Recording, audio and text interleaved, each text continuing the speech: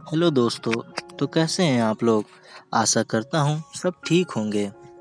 आज मैं आप लोगों को माँ की ममता कहानी सुनाने जा रहा हूँ। एक छोटे से कस्बे में समीर नाम का एक लड़का रहता था। बचपन में ही पिता की मृत्यु हो जाने के कारण परिवार की आर्थिक स्थिति बड़ी दयनीय थी। समीर की माँ कुछ पढ़ी लिखी जरूर थी, लेकिन उतनी पढ़ाई से नौकरी कहाँ मिलने वाली थी। सो घर घर बर्तन मांज कर और सिलाई बुनाई का काम करके किसी तरह अपने बच्चे को पढ़ा लिखा रही थी। समीर स्वभाव से थोड़ा शर्मीला था और अक्सर चुपचाप बैठा रहता था। एक दिन जब वो स्कूल से लौटा तो उसके हाथ में एक लिफाफा था। उसने माँ को लिफाफा पकड़ाते हुए कहा, माँ, मास्टर साहब ने तुम्हारे लिए ये चिट्ठी भेजी है, जरा देखो तो इसमें क्या लिखा है। माँ ने मन ही मन चिट्ठी पढ़ी और मुस्कुराकर बोली, बेटा, इसमें लिखा है कि आपका बेटा काफी होशियार है। इस स्कूल के बाकी बच्चों की तुलना में इसका दिमाग बहुत तेज है और हमारे पास इसे पढ़ाने लायक शिक्षक नहीं है, इसलिए कल से आप इसे किसी और स्कूल में भेजें। यह बात सुनकर समीर को स्कूल ना जा सकने का दुख तो हुआ, पर साथ ही उसका मन आत्मविश्वास से भर गया कि वह कुछ खास है और उसकी बुद्धि तीव्र है। माँ ने उसका दाखिला एक अन्य स्कूल में करा दिया। समय बीतने लगा। समीर ने खूब मेहनत से पढ़ाई की। आगे चलकर उसने सिविल सर्विसेज परीक्षा भी पास की और आईएएस ऑफिसर बन गया।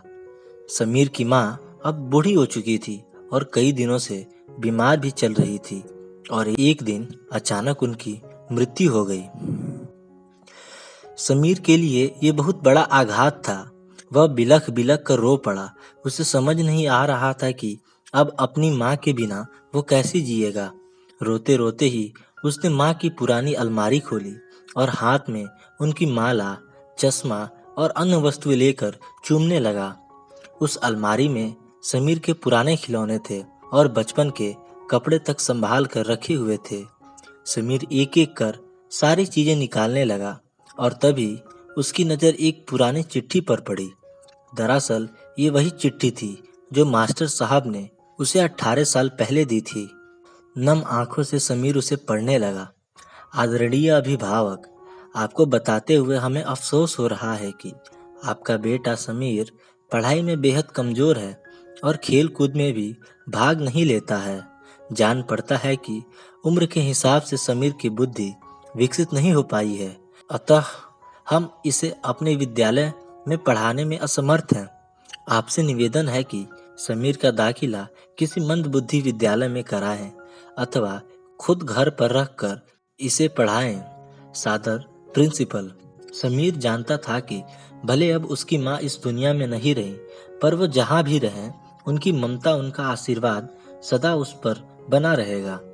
दोस्तों, रुडयार्ड किपलिंग ने कहा है, भगवान सभी जगह नहीं हो सकते, इसलिए उसने माएँ बनाई।